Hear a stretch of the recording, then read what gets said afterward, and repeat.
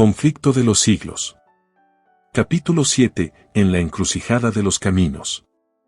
El más distinguido de todos los que fueron llamados a guiar a la Iglesia de las tinieblas del papado a la luz de una fe más pura, fue Martín Lutero.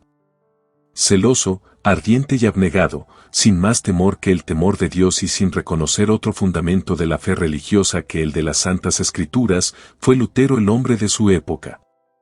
Por su medio realizó Dios una gran obra para reformar a la Iglesia e iluminar al mundo.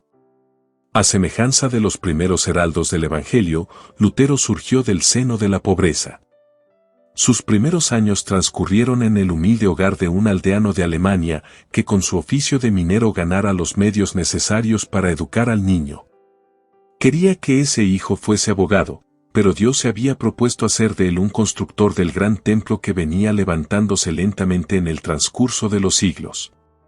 Las contrariedades, las privaciones y una disciplina severa constituyeron la escuela donde la infinita sabiduría preparara a Lutero para la gran misión que iba a desempeñar.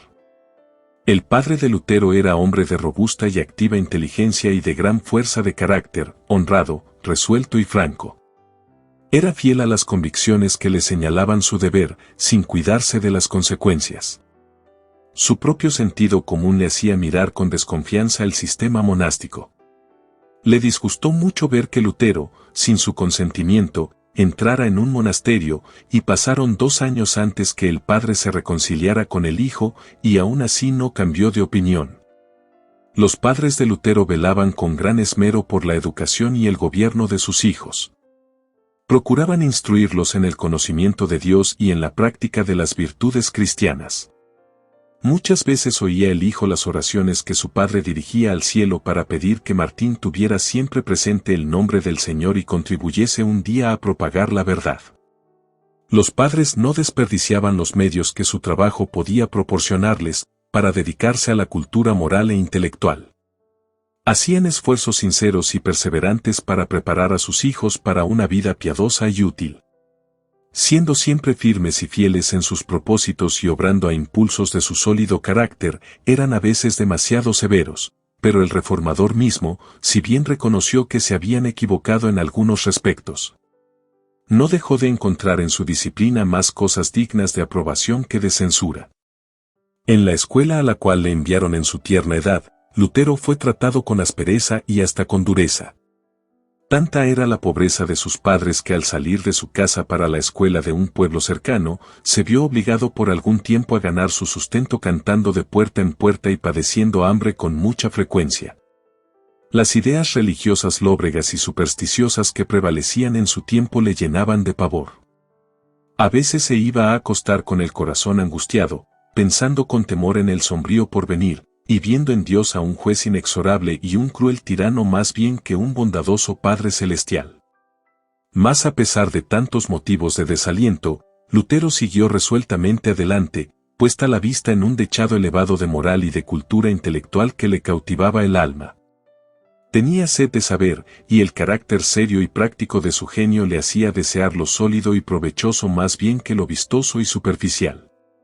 Cuando a la edad de 18 años ingresó en la Universidad de Erfurt, su situación era más favorable y se le ofrecían perspectivas más brillantes que las que había tenido en años anteriores. Sus padres podían entonces mantenerle más desahogadamente merced a la pequeña hacienda que habían logrado con su laboriosidad y sus economías. Y la influencia de amigos juiciosos había borrado un tanto el sedimento de tristeza que dejara en su carácter su primera educación. Se dedicó a estudiar los mejores autores, atesorando con diligencia sus maduras reflexiones y haciendo suyo el tesoro de conocimientos de los sabios. Aún bajo la dura disciplina de sus primeros maestros, dio señales de distinción y ahora, rodeado de influencias más favorables, vio desarrollarse rápidamente su talento. Por su buena memoria, su activa imaginación, sus sólidas facultades de raciocinio y su incansable consagración al estudio vino a quedar pronto al frente de sus condiscípulos. La disciplina intelectual maduró su entendimiento y la actividad mental despertó una aguda percepción que le preparó convenientemente para los conflictos de la vida. El temor del Señor moraba en el corazón de Lutero y le habilitó para mantenerse firme en sus propósitos y siempre humilde delante de Dios. Permanentemente dominado por la convicción de que dependía del auxilio divino, comenzaba cada día con oración y elevaba constantemente su corazón a Dios para pedirle su dirección y su auxilio. Orar bien, decía él con frecuencia, es la mejor mitad del estudio. Un día, mientras examinaba unos libros en la biblioteca de la universidad, descubrió Lutero una Biblia latina. Jamás había visto aquel libro. Hasta ignoraba que existiese. Había oído porciones de los evangelios y de las epístolas que se leían en el culto público y suponía que eso era todo lo que contenía la Biblia. Ahora veía, por primera vez, la palabra de Dios completa. Con reverencia mezclada de admiración hojeó las sagradas páginas, con pulso tembloroso y corazón turbado leyó con atención las palabras de vida, deteniéndose a veces para exclamar, «¡Ah! Si Dios quisiese darme para mí otro libro como este».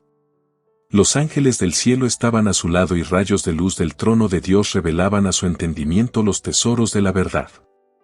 Siempre había tenido temor de ofender a Dios, pero ahora se sentía como nunca antes convencido de que era un pobre pecador. Un sincero deseo de librarse del pecado y de reconciliarse con Dios le indujo al fin a entrar en un claustro para consagrarse a la vida monástica. Allí se le obligó a desempeñar los trabajos más humillantes y a pedir limosnas de casa en casa. Se hallaba en la edad en que más se apetecen el aprecio y el respeto de todos, y por consiguiente aquellas viles ocupaciones le mortificaban y ofendían sus sentimientos naturales, pero todo lo sobrellevaba con paciencia, creyendo que lo necesitaba por causa de sus pecados. Dedicaba al estudio todo el tiempo que le dejaban libres sus ocupaciones de cada día y aún robaba al sueño y a sus escasas comidas el tiempo que hubiera tenido que darles. Sobre todo se deleitaba en el estudio de la palabra de Dios. Había encontrado una Biblia encadenada en el muro del convento y allá iba con frecuencia a escudriñarla. A medida que se iba convenciendo más y más de su condición de pecador, procuraba por medio de sus obras obtener perdón y paz. Observaba una vida llena de mortificaciones, procurando dominar por medio de ayunos y vigilias y de castigos corporales sus inclinaciones naturales, de las cuales la vida monástica no le había librado. No rehuía sacrificio alguno con tal de llegar a poseer un corazón limpio que mereciese la aprobación de Dios. Verdaderamente, decía él más tarde, yo fui un fraile piadoso y seguí con mayor severidad de la que puedo expresar las reglas de mi orden. Si algún fraile hubiera podido entrar en el cielo por sus obras monacales, no hay duda que yo hubiera entrado. Si hubiera durado mucho tiempo aquella rigidez, me hubiera hecho morir a fuerza de austeridades. A consecuencia de esta dolorosa disciplina perdió sus fuerzas y sufrió convulsiones y desmayos de los que jamás pudo reponerse enteramente. Pero a pesar de todos sus esfuerzos, su alma agobiada no hallaba alivio y al fin fue casi arrastrado a la desesperación. Cuando Lutero creía que todo estaba perdido, Dios le deparó un amigo que le ayudó. El piadoso Staupitz le expuso la palabra de Dios y le indujo a apartar la mirada de sí mismo, a dejar de contemplar un castigo venidero infinito por haber violado la ley de Dios y a acudir a Jesús, el Salvador que le perdonaba sus pecados. En lugar de martirizarte por tus faltas, échate en los brazos del Redentor. Confía en Él, en la justicia de su vida, en la expiación de su muerte. Escucha al Hijo de Dios, que se hizo hombre para asegurarte el favor divino. Ama a quien primero te amó. Así se expresaba este mensajero de la misericordia. Sus palabras hicieron honda impresión en el ánimo de Lutero. Después de larga lucha contra los errores que por tanto tiempo albergara, pudo asirse de la verdad y la paz reinó en su alma atormentada. Lutero fue ordenado sacerdote y se le llamó del claustro a una cátedra de la Universidad de Wittenberg. Allí se dedicó al estudio de las Santas Escrituras en las lenguas originales. Comenzó a dar conferencias sobre la Biblia y de este modo, el libro de los Salmos. Los evangelios y las epístolas fueron abiertos al entendimiento de multitudes de oyentes que escuchaban aquellas enseñanzas con verdadero deleite. Staupitz, su amigo y superior, le instaba a que ocupara el púlpito y predicase la palabra de Dios. Lutero vacilaba, sintiéndose indigno de hablar al pueblo en lugar de Cristo.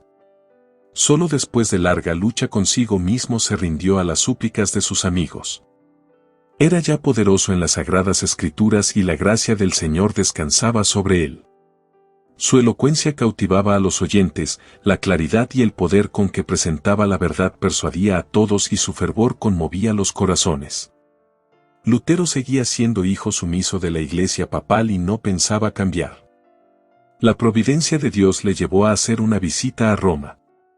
Emprendió el viaje a pie, hospedándose en los conventos que hallaba en su camino. En uno de ellos, en Italia, quedó maravillado de la magnificencia, la riqueza y el lujo que se presentaron a su vista. Dotados de bienes propios de príncipes, vivían los monjes en espléndidas mansiones, se ataviaban con los trajes más ricos y preciosos y se regalaban en suntuosa mesa. Consideró Lutero todo aquello que tanto contrastaba con la vida de abnegación y de privaciones que él llevaba, y se quedó perplejo. Finalmente vislumbró en lontananza la ciudad de las 7 colinas. Con profunda emoción, cayó de rodillas y, levantando las manos hacia el cielo, exclamó, «Salve Roma Santa». Entró en la ciudad, visitó las iglesias, prestó oídos a las maravillosas narraciones de los sacerdotes y de los monjes y cumplió con todas las ceremonias de ordenanza. Por todas partes veía escenas que le llenaban de extrañeza y horror. Notó que había iniquidad entre todas las clases del clero. Oyó a los sacerdotes contar chistes indecentes y se escandalizó de la espantosa profanación de que hacían gala los prelados aún en el acto de decir misa. Al mezclarse con los monjes y con el pueblo descubrió en ellos una vida de disipación y lascivia. Doquiera volviera la cara, tropezaba con libertinaje y corrupción en vez de santidad.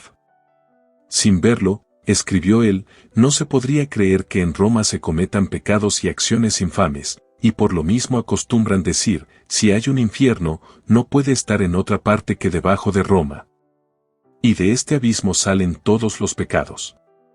Por decreto expedido poco antes prometía el Papa indulgencia a todo aquel que subiese de rodillas la escalera de Pilato que se decía ser la misma que había pisado nuestro Salvador al bajar del tribunal romano, y que, según aseguraban, había sido llevada de Jerusalén a Roma de un modo milagroso.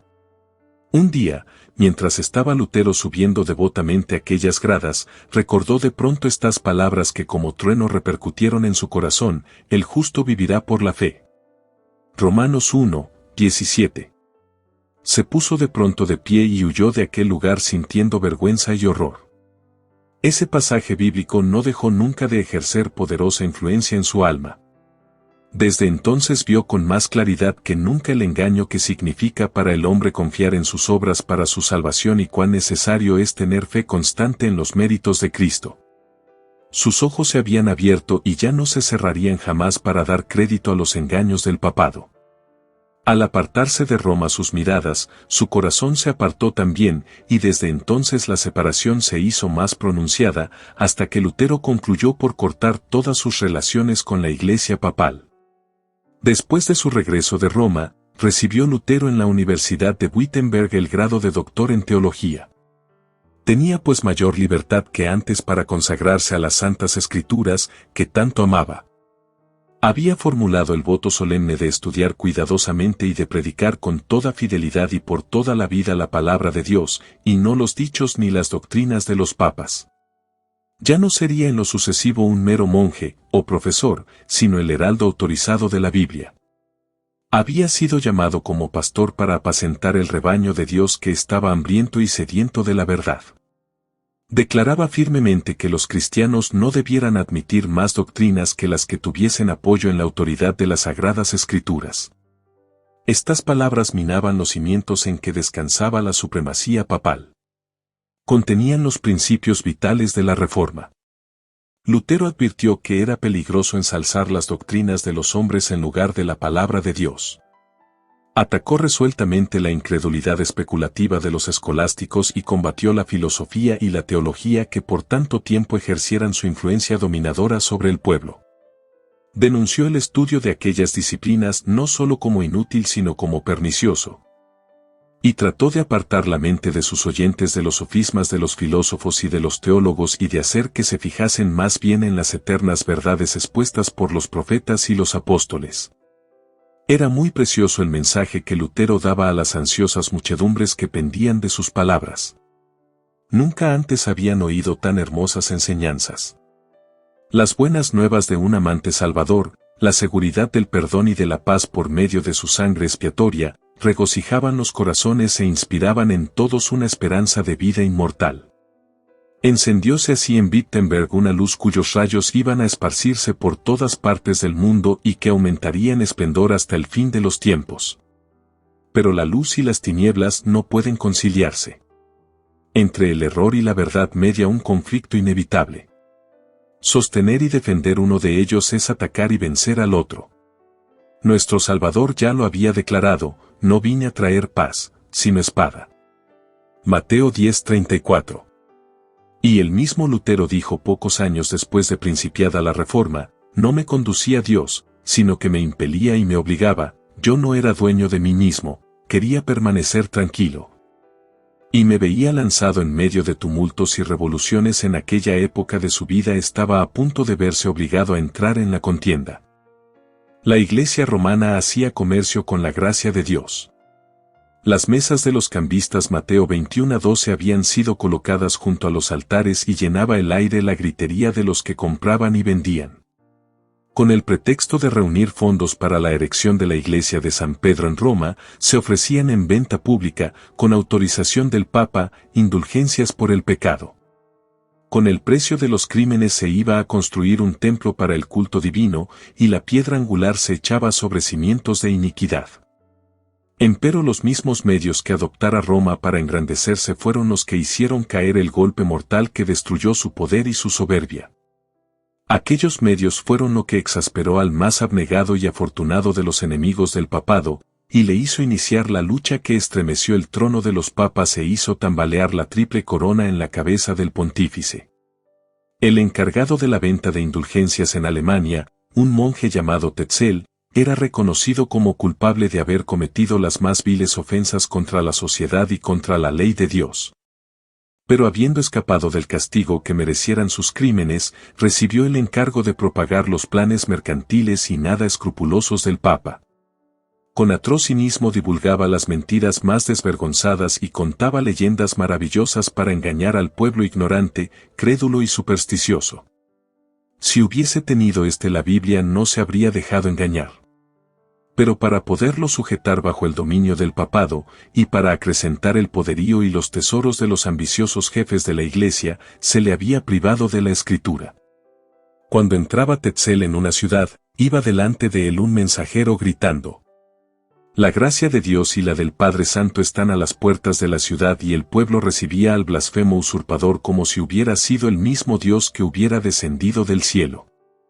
El infame tráfico se establecía en la Iglesia, y Tetzel ponderaba las indulgencias desde el púlpito como si hubiesen sido el más precioso don de Dios.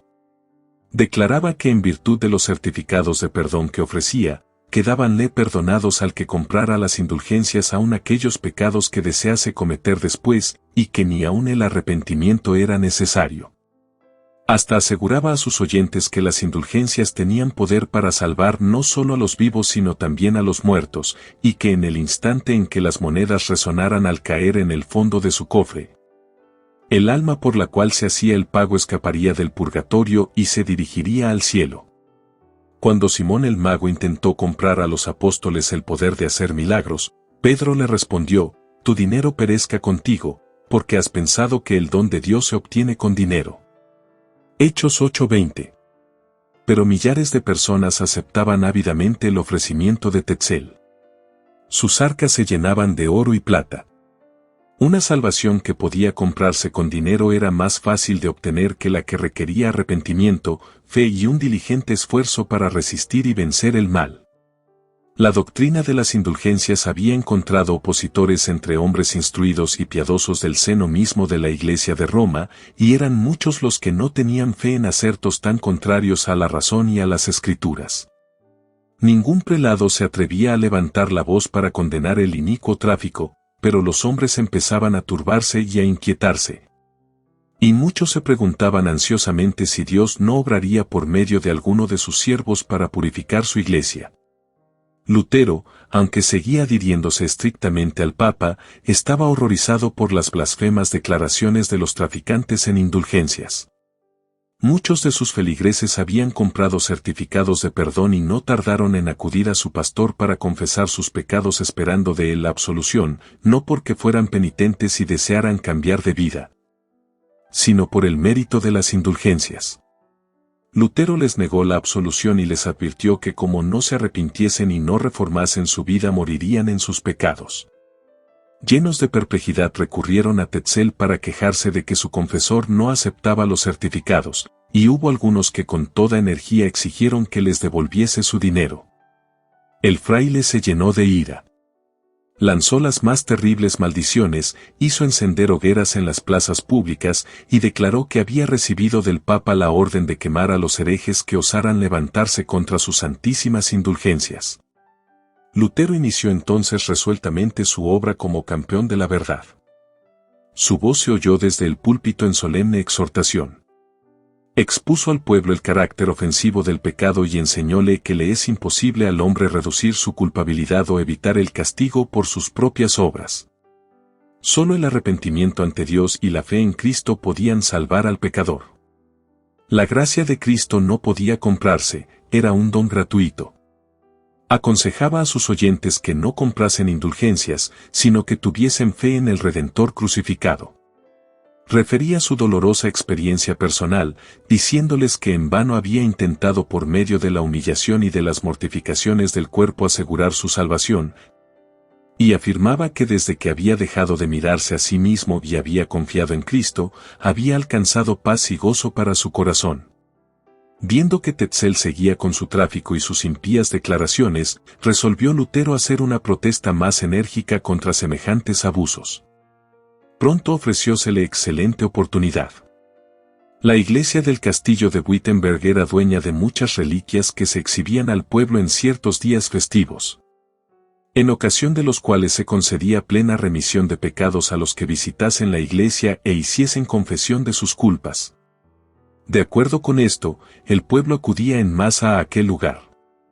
Una de tales oportunidades, y de las más importantes por cierto, se acercaba, la fiesta de Todos los Santos.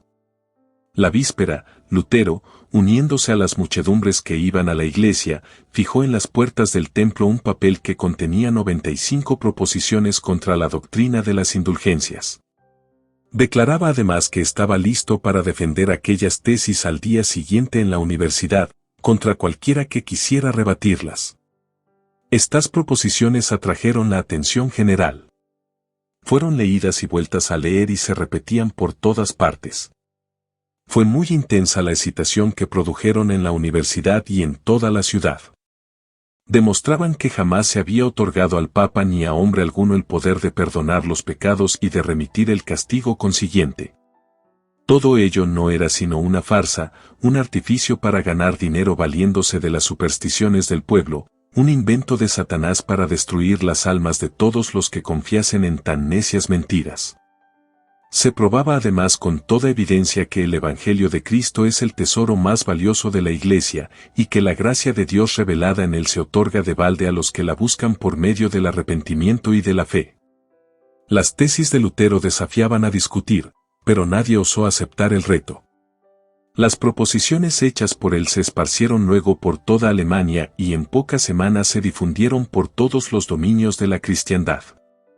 Muchos devotos romanistas, que habían visto y lamentado las terribles iniquidades que prevalecían en la Iglesia, pero que no sabían qué hacer para detener su desarrollo, leyeron las proposiciones de Lutero con profundo regocijo, reconociendo en ellas la voz de Dios. Les pareció que el Señor extendía su mano misericordiosa para detener el rápido avance de la marejada de corrupción que procedía de la sede de Roma. Los príncipes y los magistrados se alegraron secretamente de que iba a ponerse un dique al arrogante poder que negaba todo derecho a apelar de sus decisiones. Pero las multitudes supersticiosas y dadas al pecado se aterrorizaron cuando vieron desvanecerse los sofismas que amortiguaban sus temores. Los astutos eclesiásticos, al ver interrumpida su obra que sancionaba el crimen y en peligro sus ganancias, se airaron y se unieron para sostener sus pretensiones. El reformador tuvo que hacer frente a implacables acusadores, algunos de los cuales le culpaban de ser violento y ligero para apreciar las cosas. Otros le acusaban de presuntuoso y declaraban que no era guiado por Dios, sino que obraba a impulso del orgullo y de la audacia. ¿Quién no sabe, respondía él, que rara vez se proclama una idea nueva sin ser tildado de orgulloso y sin ser acusado de buscar disputas? ¿Por qué fueron inmolados Jesucristo y todos los mártires? Porque parecieron despreciar orgullosamente la sabiduría de su tiempo y porque anunciaron novedades, sin haber consultado previa y humildemente a los órganos de la opinión contraria. Y añadía, no debo consultar la prudencia humana, sino el consejo de Dios. Si la obra es de Dios, ¿quién la contendrá? Si no lo es, ¿quién la adelantará? Ni mi voluntad, ni la de ellos, ni la nuestra, sino la tuya, oh Padre Santo, que estás en el cielo. A pesar de ser movido Lutero por el Espíritu de Dios para comenzar la obra, no había de llevarla a cabo sin duros conflictos. Las censuras de sus enemigos, la manera en que falseaban los propósitos de Lutero y la mala fe con que juzgaban desfavorable e injustamente el carácter y los móviles del reformador, le envolvieron como ola que todo lo sumerge, y no dejaron de tener su efecto. Lutero había abrigado la confianza de que los caudillos del pueblo, tanto en la iglesia como en las escuelas, se unirían con él de buen grado para colaborar en la obra de reforma. Ciertas palabras de estímulo que le habían dirigido algunos personajes de elevada categoría le habían infundido gozo y esperanza. Ya veía despuntar el alba de un día mejor para la iglesia, pero el estímulo se tornó en censura y en condenación. Muchos dignatarios de la iglesia y del Estado estaban plenamente convencidos de la verdad de las tesis, pero pronto vieron que la aceptación de estas verdades entrañaba grandes cambios. Dar luz al pueblo y realizar una reforma equivalía a minar la autoridad de Roma y detener en el acto miles de corrientes que ahora iban a parar a las arcas del tesoro. Lo que daría por resultado hacer disminuir la magnificencia y el fausto de los eclesiásticos. Además, enseñar al pueblo a pensar y a obrar como seres responsables, mirando solo a Cristo para obtener la salvación, equivalía a derribar el trono pontificio y destruir por ende su propia autoridad. Por estos motivos rehusaron aceptar el conocimiento que Dios había puesto a su alcance y se declararon contra Cristo y la verdad, al oponerse a quien él había enviado para que les iluminase. Lutero temblaba cuando se veía a sí mismo solo frente a los más opulentos y poderosos de la tierra. Dudaba a veces, preguntándose si en verdad Dios le impulsaba a levantarse contra la autoridad de la Iglesia. ¿Quién era yo?, escribió más tarde, para oponerme a la majestad del Papa, a cuya presencia temblaban los reyes de la tierra. Nadie puede saber lo que sufrió mi corazón en los 2 primeros años, y en qué abatimiento, en qué desesperación caí muchas veces, y vid. Pero no fue dejado solo en brazos del desaliento. Cuando le faltaba la ayuda de los hombres, la esperaba de Dios solo y aprendió así a confiar sin reserva en su brazo todopoderoso. A un amigo de la Reforma escribió Lutero, no se puede llegar a comprender las Escrituras, ni con el estudio, ni con la inteligencia, vuestro primer deber es pues empezar por la oración. Pedid al Señor que se digne, por su gran misericordia, concederos el verdadero conocimiento de su palabra. No hay otro intérprete de la palabra de Dios, que el mismo autor de esta palabra, según lo que ha dicho, todos serán enseñados de Dios. Nada esperéis de vuestros estudios ni de vuestra inteligencia, confiad únicamente en Dios y en la influencia de su Espíritu. Crid a un hombre que lo ha experimentado. Aquí tienen una lección de vital importancia los que sienten que Dios les ha llamado para presentar a otros en estos tiempos las verdades grandiosas de su palabra. Estas verdades despertarán la enemistad del diablo y de los hombres que tienen en mucha estimación las fábulas inventadas por él. En la lucha contra las potencias del mal necesitamos algo más que nuestro propio intelecto y la sabiduría de los hombres. Mientras que los enemigos apelaban a las costumbres y a la tradición, o a los testimonios y a la autoridad del Papa, Lutero los atacaba con la Biblia y solo con la Biblia. En ella había argumentos que ellos no podían rebatir, en consecuencia, los esclavos del formalismo y de la superstición pedían a gritos la sangre de Lutero, como los judíos habían pedido la sangre de Cristo. Es un hereje, decían los fanáticos romanistas, es un crimen de alta traición contra la Iglesia dejar vivir una hora más tan horrible hereje, que preparen al punto un cadalso para él. Pero Lutero no fue víctima del furor de ellos. Dios le tenía reservada una tarea, y mandó a los ángeles del cielo para que le protegiesen. Pero muchos de los que recibieron de él la preciosa luz resultaron blanco de la ira del demonio, y por causa de la verdad sufrieron valientemente el tormento y la muerte. Las enseñanzas de Lutero despertaron por toda Alemania la atención de los hombres reflexivos. Sus sermones y demás escritos arrojaban rayos de luz que alumbraban y despertaban a miles y miles de personas. Una fe viva fue reemplazando el formalismo muerto en que había estado viviendo la Iglesia por tanto tiempo. El pueblo iba perdiendo cada día la confianza que había depositado en las supersticiones de Roma. Poco a poco iban desapareciendo las vallas de los prejuicios. La palabra de Dios, por medio de la cual probaba Lutero cada doctrina y cada acerto, era como una espada de dos filos que penetraba en los corazones del pueblo. Por doquiera se notaba un gran deseo de adelanto espiritual. En todas partes había hambre y sed de justicia como no se habían conocido por siglos. Los ojos del pueblo, acostumbrados por tanto tiempo a mirar los ritos humanos y a los mediadores terrenales, se apartaban de estos y se fijaban, con arrepentimiento y fe, en Cristo y Cristo crucificado. Este interés general contribuyó a despertar más los recelos de las autoridades papales. Lutero fue citado a Roma para que contestara el cargo de herejía que pesaba sobre él. Este mandato llenó de espanto a sus amigos. Comprendían muy bien el riesgo que correría en aquella ciudad corrompida y embriagada con la sangre de los mártires de Jesús. De modo que protestaron contra su viaje a Roma y pidieron que fuese examinado en Alemania. Así se convino al fin y se eligió al delegado papal que debería entender en el asunto. En las instrucciones que a este dio el pontífice, se hacía constar que Lutero había sido declarado ya hereje. Se encargaba, pues, al legado que le procesara y constriñera sin tardanza. En caso de que persistiera firme, y el legado no lograra apoderarse de su persona, tenía poder para proscribirle de todos los puntos de Alemania, así como para desterrar, maldecir y excomulgar a todos sus adherentes. Además, para arrancar de raíz la pestilente herejía. El Papa dio órdenes a su legado de que excomulgara a todos los que fueran negligentes en cuanto a prender a Lutero y a sus correligionarios para entregarlos a la venganza de Roma. Cualquiera que fuera su categoría en la Iglesia o en el Estado, con excepción del emperador. En aquel momento, cuando Lutero necesitaba tanto la simpatía y el consejo de un amigo verdadero, Dios en su providencia mandó a Melanchthon a Wittenberg. Joven aún, modesto y reservado, tenía Melanchthon un criterio sano, extensos conocimientos y elocuencia persuasiva. Rasgos todos que combinados con la pureza y rectitud de su carácter le granjeaban el afecto y la admiración de todos. Su brillante talento no era más notable que su mansedumbre. Muy pronto fue discípulo sincero del Evangelio a la vez que el amigo de más confianza de Lutero y su más valioso cooperador, su dulzura. Su discreción y su formalidad servían de contrapeso al valor y a la energía de Lutero.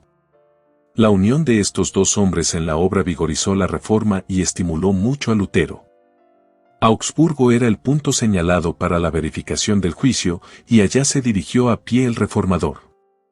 Sus amigos sintieron despertarse en sus ánimos serios temores por él. Se habían proferido amenazas sin embozo de que le secuestrarían y le matarían en el camino, y sus amigos le rogaban que no se arriesgara. Hasta llegaron a aconsejarle que saliera de Wittenberg por una temporada y que se refugiara entre los muchos que gustosamente le protegerían. Pero él no quería dejar por nada el lugar donde Dios le había puesto. Debía seguir sosteniendo fielmente la verdad a pesar de las tempestades que se cernían sobre él.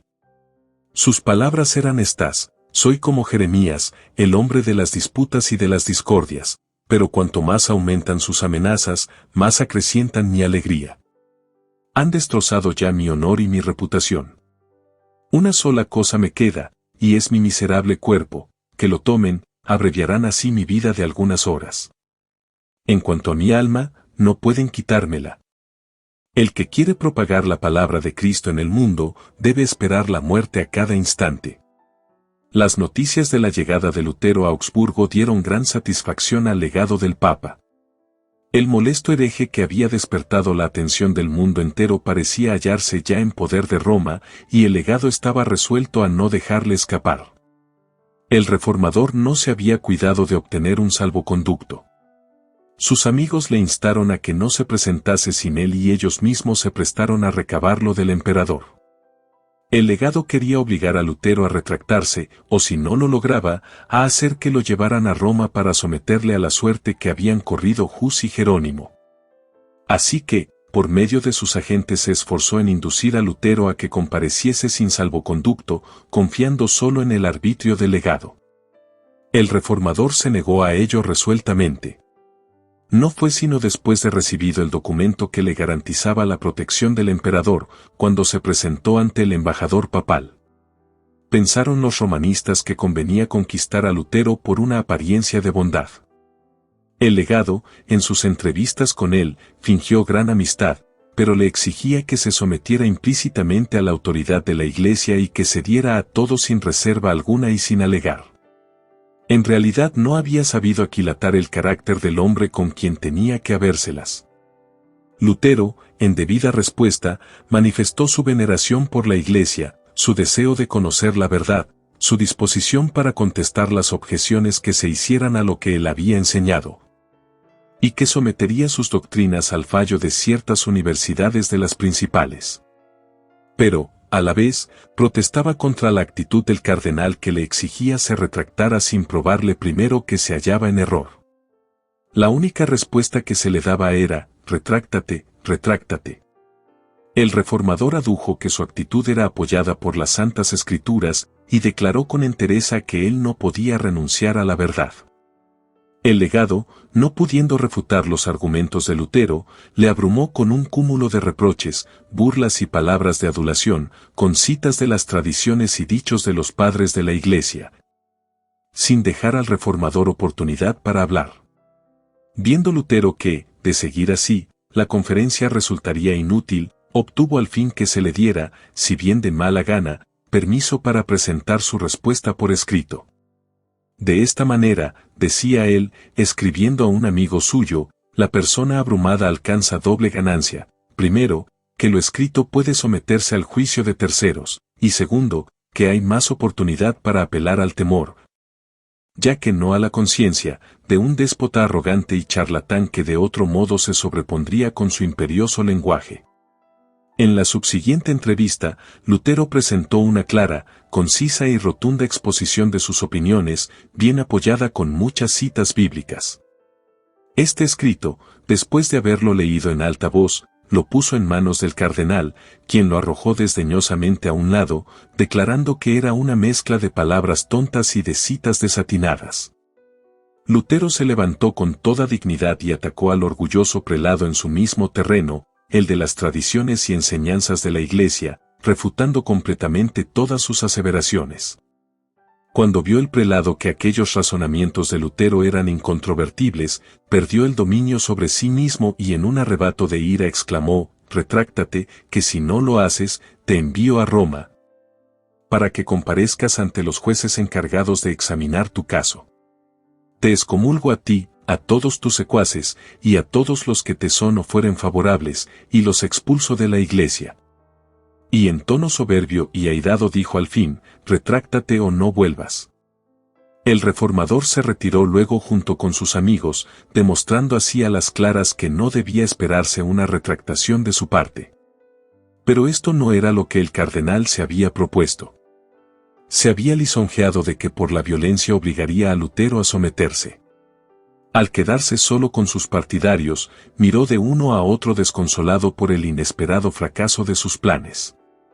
Esta vez los esfuerzos de Lutero no quedaron sin buenos resultados. El vasto concurso reunido allí pudo comparar a ambos hombres y juzgar por sí mismo el espíritu que habían manifestado, así como la fuerza y veracidad de sus asertos. Cuán grande era el contraste. El reformador, sencillo, humilde, firme, se apoyaba en la fuerza de Dios, teniendo de su parte a la verdad, mientras que el representante del Papa, dándose importancia, intolerante, hinchado de orgullo, falto de juicio, no tenía un solo argumento de las Santas Escrituras y solo gritaba con impaciencia: si no te retractas, serás despachado a Roma para que te castiguen. No obstante tener Lutero un salvoconducto, los romanistas intentaban apresarle. Sus amigos insistieron en que, como ya era inútil su presencia allí, debía volver a Wittenberg sin demora y que era menester ocultar sus propósitos con el mayor sigilo. Conforme con esto salió de Augsburgo antes del alba, a caballo, y acompañado solamente por un guía que le proporcionara el magistrado. Con mucho cuidado cruzó las desiertas y oscuras calles de la ciudad. Enemigos vigilantes y crueles complotaban su muerte. ¿Lograría burlar las redes que le tendían? Momentos de ansiedad y de solemne oración eran aquellos. Llegó a una pequeña puerta, practicada en el muro de la ciudad, le fue abierta y pasó con su guía sin impedimento alguno. Viéndose ya seguros fuera de la ciudad, los fugitivos apresuraron su huida y antes que el legado se enterara de la partida de Lutero, ya se hallaba éste fuera del alcance de sus perseguidores. Satanás y sus emisarios habían sido derrotados. El hombre a quien pensaban tener en su poder se les había escapado, como un pájaro de la red del cazador. Al saber que Lutero se había ido, el legado quedó anonadado por la sorpresa y el furor.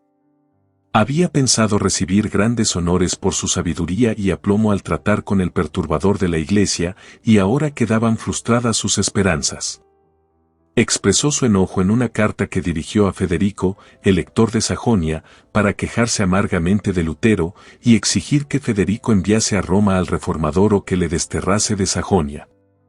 En su defensa, había pedido Lutero que el legado o el Papa le demostrara sus errores por las Santas Escrituras. Y se había comprometido solemnemente a renunciar a sus doctrinas si le probaban que estaban en contradicción con la palabra de Dios. También había expresado su gratitud al Señor por haberle tenido por digno de sufrir por tan sagrada causa. El elector tenía escasos conocimientos de las doctrinas reformadas, pero le impresionaban profundamente el candor, la fuerza y la claridad de las palabras de Lutero. Y Federico resolvió protegerle mientras no le demostrasen que el reformador estaba en error. Contestando las peticiones del prelado, dijo: en vista de que el doctor Martín Lutero compareció a vuestra presencia en Augsburgo, debéis estar satisfecho. No esperábamos que, sin haberlo convencido, pretendieseis obligarlo a retractarse. Ninguno de los sabios que se hallan en nuestros principados nos ha dicho que la doctrina de Martín fuese impía, anticristiana y herética. Y el príncipe rehusó enviar a Lutero a Roma y arrojarle de sus estados. El elector notaba un decaimiento general en el estado moral de la sociedad. Se necesitaba una grande obra de reforma. Las disposiciones tan complicadas y costosas requeridas para refrenar y castigar los delitos estarían de más si los hombres reconocieran y acataran los mandatos de Dios y los dictados de una conciencia iluminada. Vio que los trabajos de Lutero tendían a este fin y se regocijó secretamente de que una influencia mejor se hiciese sentir en la Iglesia. Vio asimismo que como profesor de la universidad Lutero tenía mucho éxito. Solo había transcurrido un año desde que el reformador fijara sus tesis en la iglesia del castillo, y ya se notaba una disminución muy grande en el número de peregrinos que concurrían allí en la fiesta de todos los santos. Roma estaba perdiendo adoradores y ofrendas, pero al mismo tiempo había otros que se encaminaban a Wittenberg, no como peregrinos que iban a adorar reliquias, sino como estudiantes que invadían las escuelas para instruirse. Los escritos de Lutero habían despertado en todas partes nuevo interés por el conocimiento de las Sagradas Escrituras, y no solo de todas partes de Alemania sino que hasta de otros países acudían estudiantes a las aulas de la universidad. Había jóvenes que, al ver a Wittenberg por vez primera, levantaban sus manos al cielo y alababan a Dios, porque hacía brillar en aquella ciudad, como en otro tiempo en Sión, la luz de la verdad. Y la enviaba hasta a los países más remotos. Lutero no estaba aún convertido del todo de los errores del romanismo. Pero cuando comparaba los sagrados oráculos con los decretos y las constituciones papales, se maravillaba. Leo, escribió, los decretos de los pontífices, y, no sé si el Papa es el mismo anticristo o su apóstol, de tal manera está Cristo desfigurado y crucificado en ellos. A pesar de esto, Lutero seguía sosteniendo la Iglesia romana y no había pensado en separarse de la comunión de ella. Los escritos del Reformador y sus doctrinas se estaban difundiendo por todas las naciones de la cristiandad. La obra se inició en Suiza y Holanda. Llegaron ejemplares de sus escritos a Francia y España. En Inglaterra recibieron sus enseñanzas como palabra de vida. La verdad se dio a conocer en Bélgica e Italia. Miles de creyentes despertaban de su mortal letargo y recibían el gozo y la esperanza de una vida de fe. Roma se exasperaba más y más con los ataques de Lutero, y de entre los más encarnizados enemigos de éste y aún de entre los doctores de las universidades católicas, hubo quienes declararon que no se imputaría pecado al que matase al rebelde monje. Cierto día, un desconocido se acercó al reformador con una pistola escondida debajo de su manto y le preguntó por qué iba solo. «Estoy en manos de Dios», contestó Lutero, «Él es mi fuerza y mi amparo, ¿qué puede hacerme el hombre mortal?». Al oír estas palabras el hombre se demudó y huyó como si se hubiera hallado en presencia de los ángeles del cielo. Roma estaba resuelta a aniquilar a Lutero, pero Dios era su defensa. Sus doctrinas se oían por doquiera, en las cabañas, en los conventos, en los palacios de los nobles, en las academias y en la corte de los reyes. Y aún hubo hidalgos que se levantaron por todas partes para sostener los esfuerzos del reformador. Por aquel tiempo fue cuando Lutero, al leer las obras de Hus, descubrió que la gran verdad de la justificación por la fe, que él mismo enseñaba y sostenía, había sido expuesta por el reformador bohemio. «Todos hemos sido husitas», dijo Lutero, aunque sin saberlo, Pablo, Agustín y yo mismo. Y añadía, Dios pedirá cuentas al mundo, porque la verdad fue predicada hace ya un siglo, y la quemaron. En un llamamiento que dirigió Lutero al emperador y a la nobleza de Alemania en pro de la reforma del cristianismo, decía refiriéndose al Papa: «Es una cosa horrible contemplar al que se titula vicario de Jesucristo ostentando una magnificencia superior a la de los emperadores. ¿Es esto parecerse al pobre Jesús o al humilde San Pedro? Él es, dicen, el Señor del mundo». Mas Cristo, del cual se jacta ser el vicario, dijo: «Mi reino no es de este mundo». ¿El reino de un vicario se extendería más allá que el de su Señor? Hablando de las universidades, decía: «Temo mucho que las universidades sean unas anchas puertas del infierno, si no se aplican cuidadosamente a explicar la Escritura Santa y grabarla en el corazón de la juventud». Yo no aconsejaré a nadie que coloque a su hijo donde no reine la Escritura Santa. Todo instituto donde los hombres no están constantemente ocupados con la palabra de Dios se corromperá. Este llamamiento circuló con rapidez por toda Alemania e influyó poderosamente en el ánimo del pueblo. La nación entera se sentía conmovida y muchos se apresuraban a alistarse bajo el estandarte de la Reforma. Los opositores de Lutero, que se consumían en deseos de venganza, exigían que el Papa tomara medidas decisivas contra él. Se decretó que sus doctrinas fueran condenadas inmediatamente. Se concedió un plazo de 60 días al reformador y a sus correligionarios, al cabo de los cuales, si no se retractaban, serían todos excomulgados. Fue un tiempo de crisis terrible para la Reforma.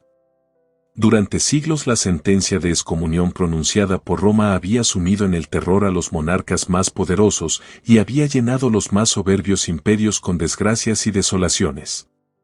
Aquellos sobre quienes caía la condenación eran mirados con espanto y horror, quedaban incomunicados de sus semejantes y se les trataba como a bandidos a quienes se debía perseguir hasta exterminarlos.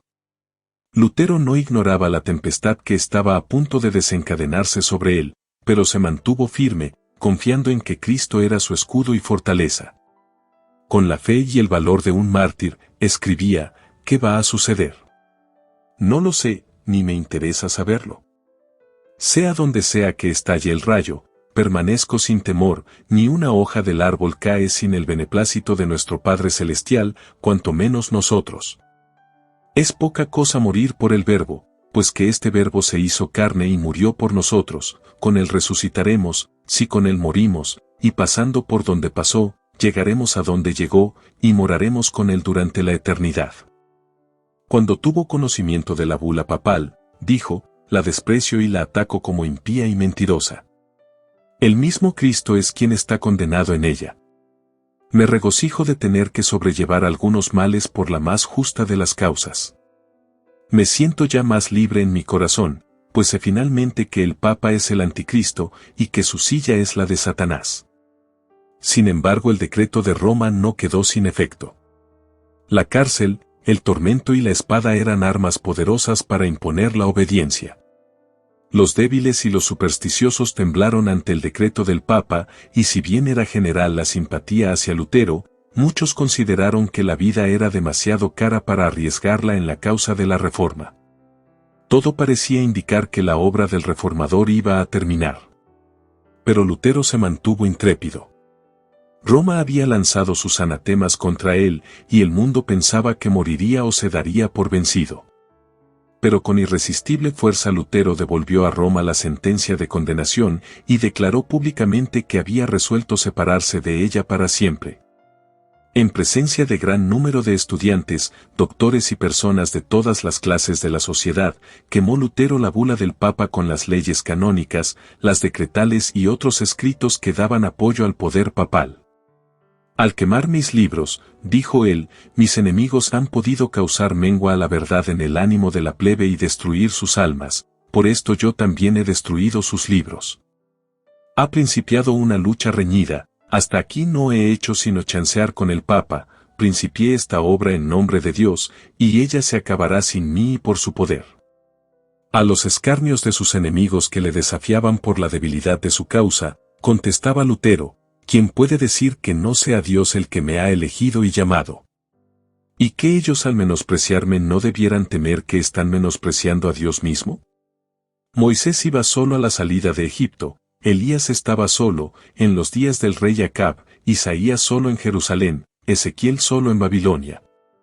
Dios no escogió jamás por profeta, ni al sumo sacerdote, ni a otro personaje distinguido, sino que escogió generalmente a hombres humildes y menospreciados, y en cierta ocasión a un pastor, Amós. En todo tiempo los santos debieron, con peligro de su vida, reprender a los grandes, a los reyes, a los príncipes, a los sacerdotes y a los sabios. Yo no digo que soy un profeta, pero digo que deben temer precisamente porque yo soy solo, y porque ellos son muchos. De lo que estoy cierto es de que la palabra de Dios está conmigo y no con ellos. No fue sino después de haber sostenido una terrible lucha en su propio corazón, cuando se decidió finalmente Lutero a separarse de la Iglesia. En aquella época de su vida, escribió lo siguiente: cada día comprendo mejor lo difícil que es para uno desprenderse de los escrúpulos que le fueron imbuidos en la niñez, cuánto no me ha costado. A pesar de que me sostiene la Santa Escritura, convencerme de que es mi obligación encararme yo solo con el Papa y presentarlo como el Anticristo, ¿cuántas no han sido las tribulaciones de mi corazón? ¿Cuántas veces no me he hecho a mí mismo con amargura la misma pregunta que he oído frecuentemente de labios de los papistas? Tú solo eres sabio, todos los demás están errados, ¿qué sucederá si al fin de todo eres tú el que estás en error y envuelves en el engaño a tantas almas que serán condenadas por toda la eternidad?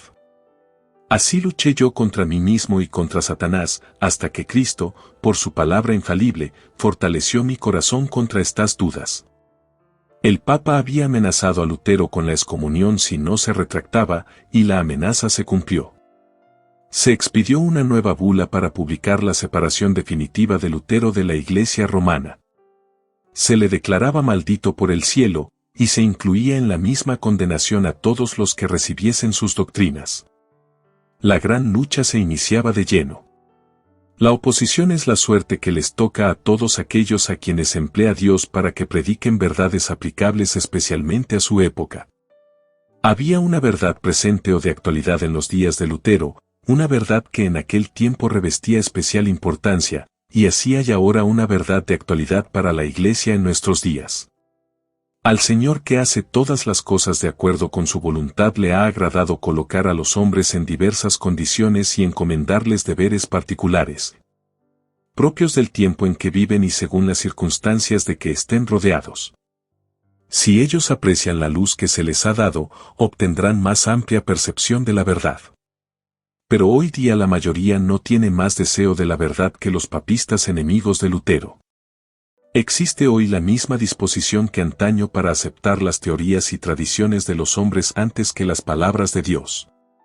Y los que esparcen hoy este conocimiento de la verdad no deben esperar encontrar más aceptación que la que tuvieron los primeros reformadores.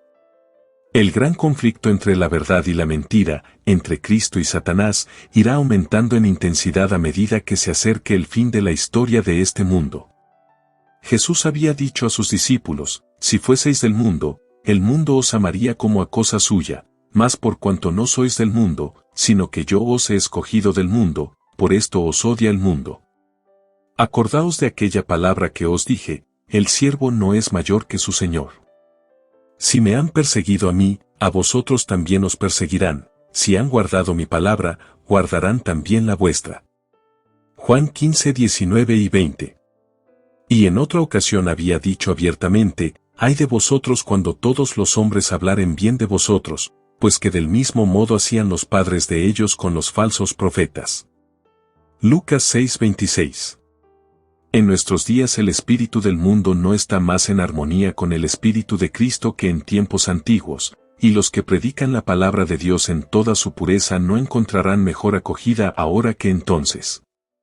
Las formas de oposición a la verdad pueden cambiar, la enemistad puede ser menos aparente en sus ataques porque es más sutil, pero existe el mismo antagonismo que seguirá manifestándose hasta el fin de los siglos.